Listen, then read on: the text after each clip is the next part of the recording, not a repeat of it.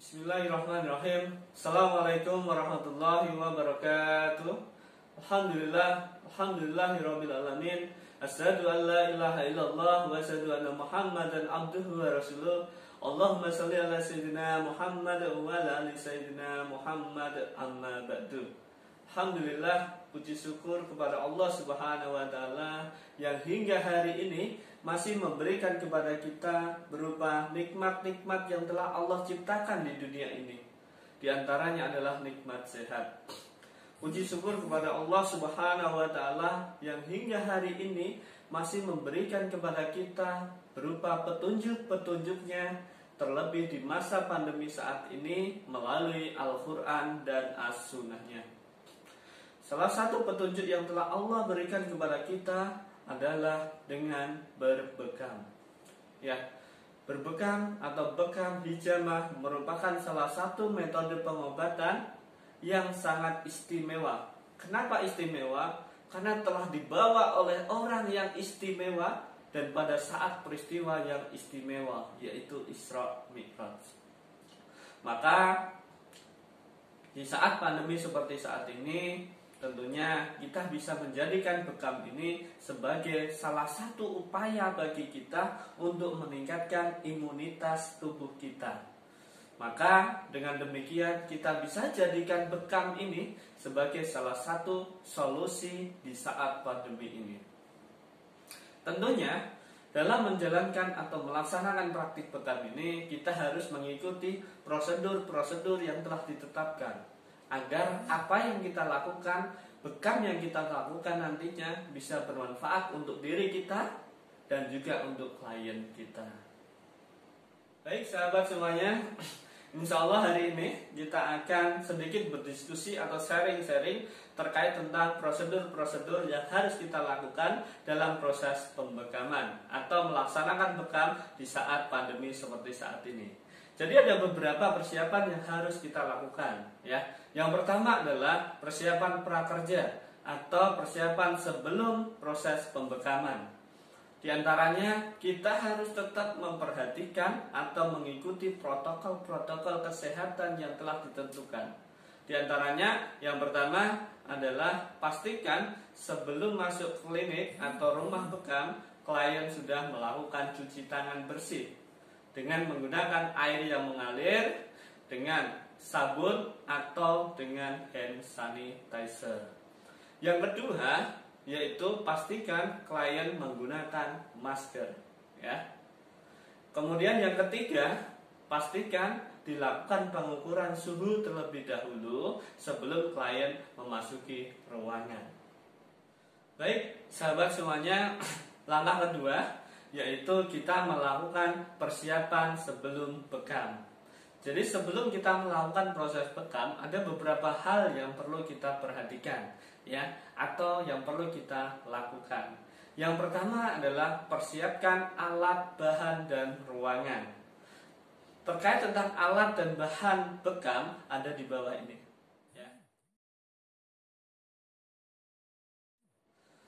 Kemudian yang kedua yaitu persiapan ruangan.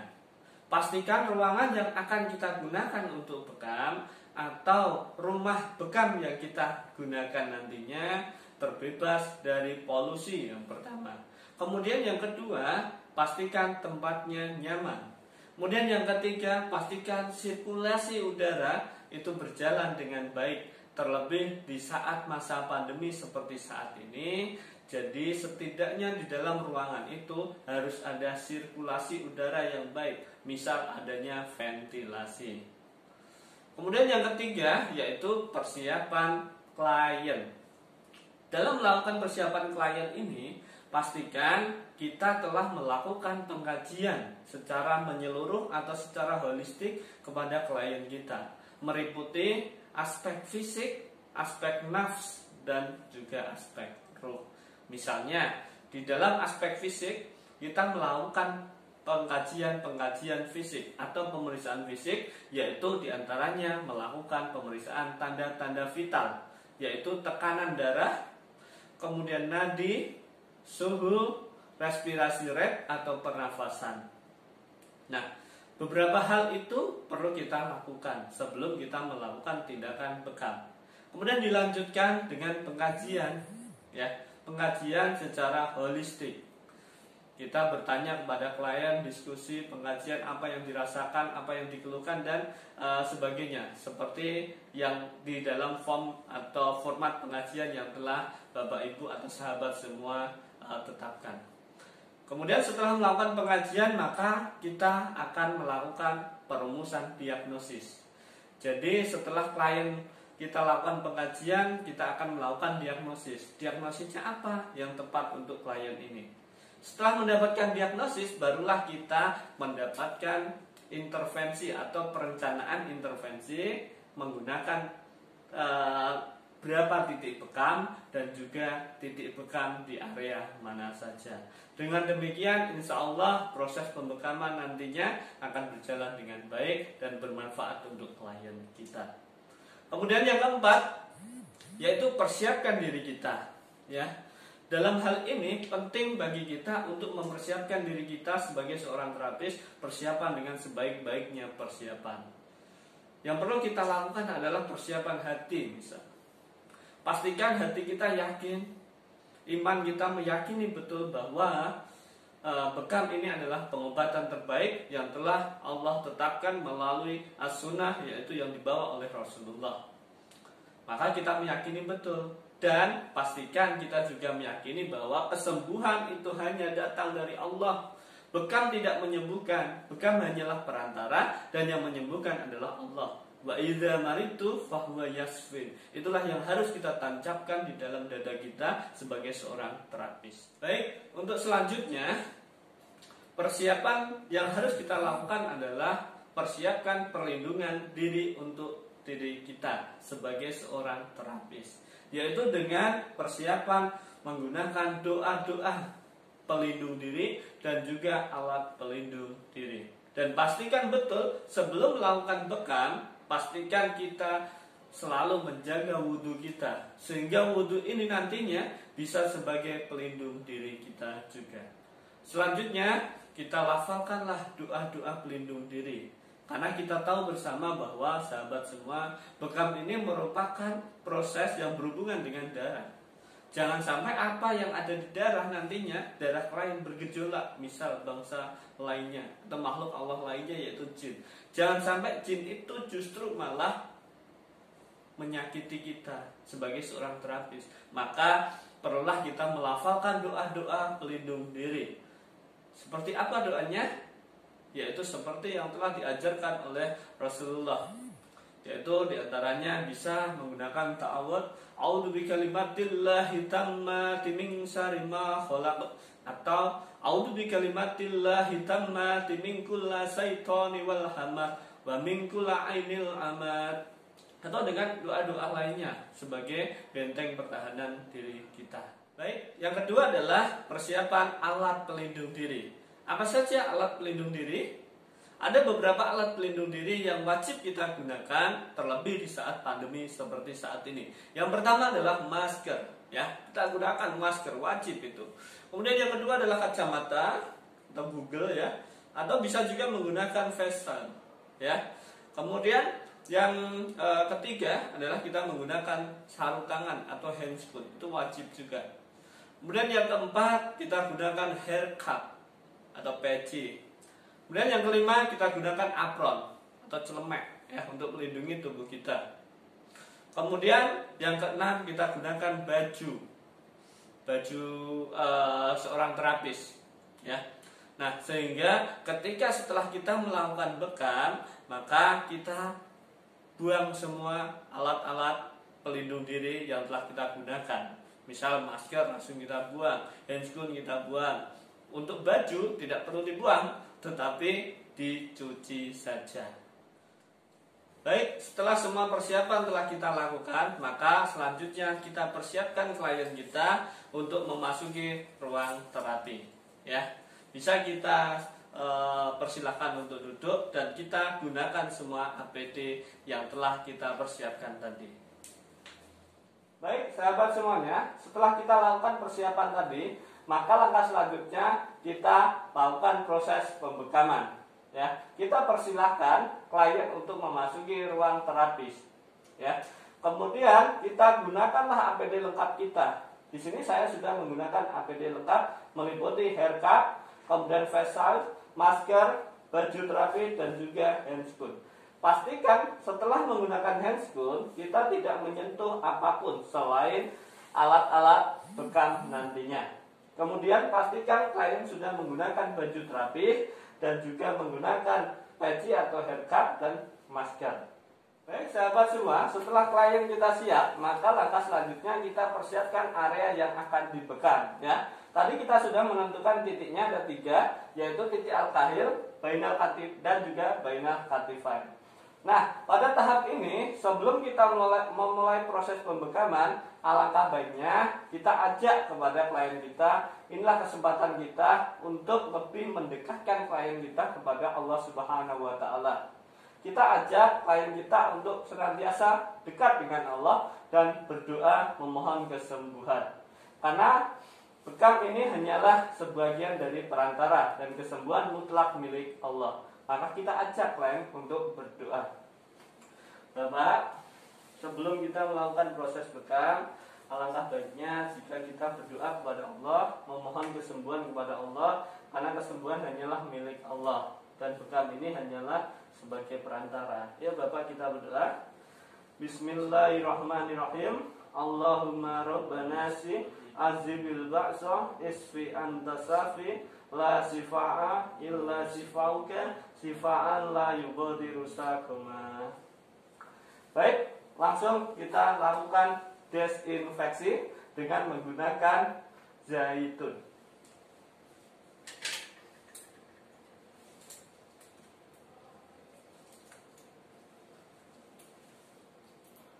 Di area yang akan kita lakukan pembekaman dengan cara mengusap dengan kasa steril secara melingkar, ya.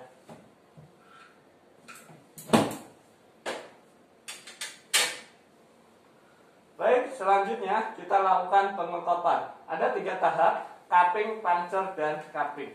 Pengekopan pertama dilakukan, kemudian setelah itu puncture atau penusukan, dan selanjutnya pengekopan kembali untuk mengeluarkan CPS-nya atau causative pathological substansi.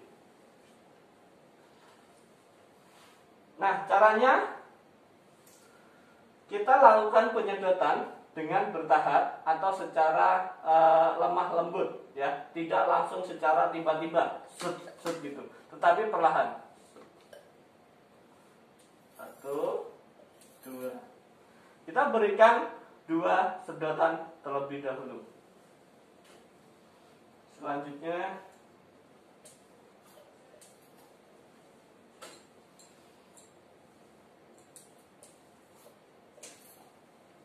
kemudian kita tanyakan kepada klien kita, apakah terlalu kesakitan atau tidak. Bapak, terlalu kencang atau tidak? Tidak. Tidak. Nah, setelah beberapa saat kita tambah sedotan lagi. Inilah salah satu cara untuk memaksimalkan pengeluaran endorfin. Karena setelah 1 menit kita berikan tekanan negatif dengan 2 saja sedotan, maka dia akan merangsang menstimulus pengeluaran endorfin. Kita tambah lagi sedotannya. 1.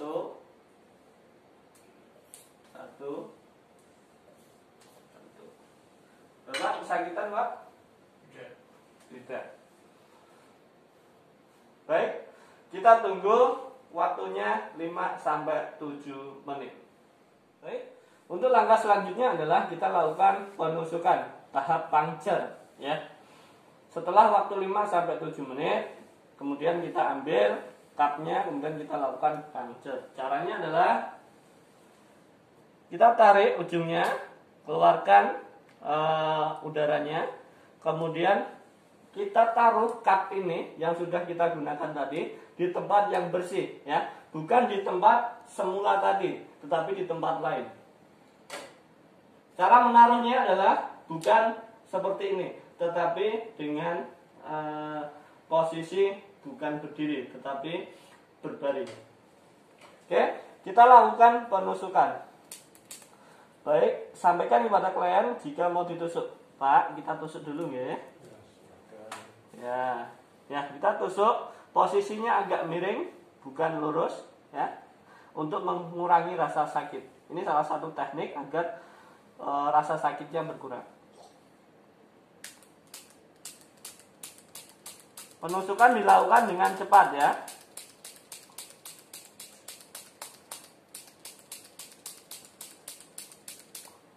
Oke, setelah itu ambil dan lakukan pengekopan kembali. Untuk penyedot kita juga taruh di tempat seperti semula, bukan di tempat sembarangan. Oke, selanjutnya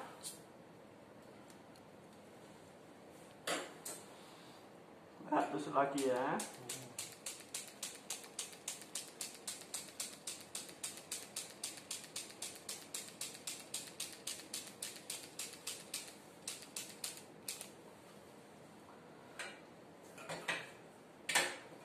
Baik, teman-teman bisa lihat di sini ketika saya tusuk belum keluar darahnya. Tetapi ketika dikap kembali dia akan mulai keluar. Ini salah satu contoh penusukan yang benar. Tidak terlalu dalam. Kemudian selanjutnya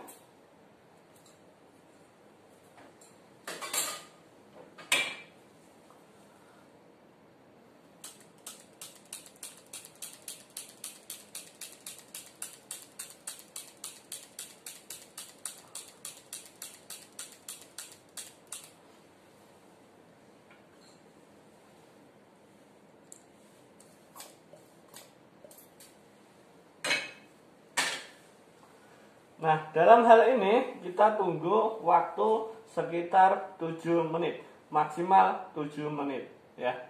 Kemudian ketika darahnya banyak keluar atau CPS-nya banyak keluar, nanti sampai setengah cup kita lakukan teknik pembersihan terlebih dahulu.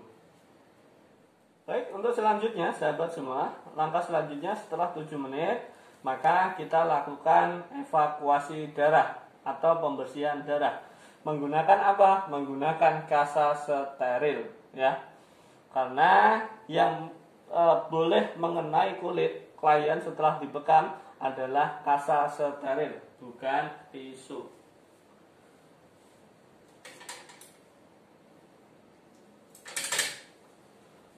Nah, caranya adalah kasa steril ini kita taruh di bawah cup ya, di bawah cupnya. Kemudian di cup ini kita posisikan, ditarik atasnya, kita keluarkan anginnya perlahan, jangan langsung ditarik, diangkat, tetapi kita tarik atau buka seperti gerakan menyendok. Nah, kita sapu. Nah, bekas bekamnya tadi. Kemudian kita buanglah darahnya di tempat sampah yang telah kita tentukan tadi, siapkan tadi. Nah, untuk membersihkan cupnya ini bisa menggunakan tisu. Tetapi untuk membersihkan area kulitnya tidak boleh menggunakan tisu. Pastikan bersih, terbebas dari darah. Dan kita taruh di kom besar, ya. Karena itu tidak dipakai lagi di tempat kotor. Nah, untuk posisi tangan yang digunakan kita tetap. Jika tangan kiri yang kita gunakan untuk evakuasi darah, mengambil darah, maka kita gunakan tangan kiri terus ya. Saya contohkan lagi ya, pastikan udaranya sudah keluar semua. Kemudian kita buka perlahan seperti gerakan menyendok.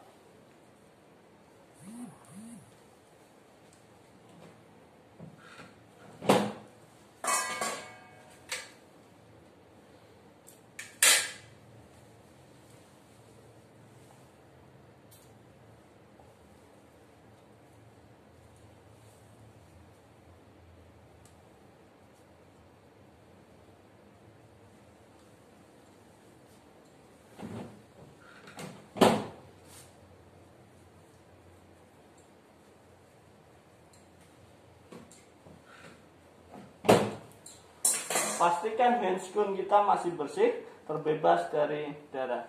Baik, untuk langkah selanjutnya setelah kita lakukan evakuasi, maka selanjutnya kita berikan minyak zaitun pada area bekas bekam tadi. Tujuannya apa? Untuk mempercepat proses penyembuhan luka tusuk bekam tadi.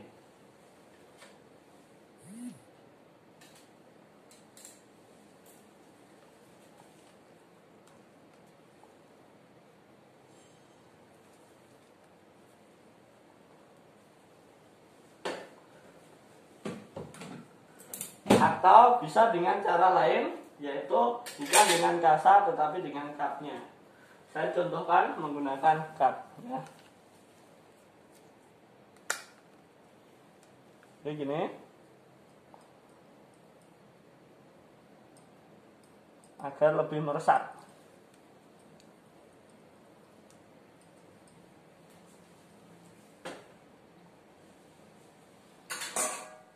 Baik, sahabat semuanya, demikian proses pembekaman yang telah kita lakukan ya sampai evakuasi darah. Dan untuk terakhir, kita pastikan alat bekas bekam tadi, cup bekam tadi sudah terbebas dari darah karena kita bersihkan dengan alkohol, dengan tisu tadi, atau kita bisa semprot juga dengan alkohol. Untuk selanjutnya, kita tadi sudah mempersiapkan yaitu kom yang berisi air dengan klorin perbandingan 1:9. Nah, kom yang sudah bersih tadi kita masukkan ke dalam klorin ini.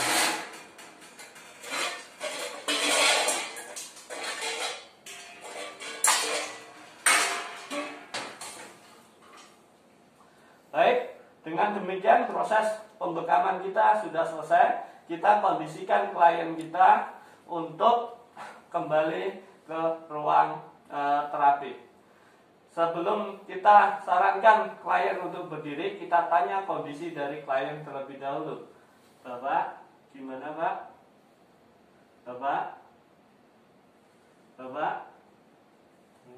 Gimana? Alhamdulillah, bapaknya saking enaknya ketiduran. Ya. Baik, demikian sahabat semua terkait tentang proses pembekaman.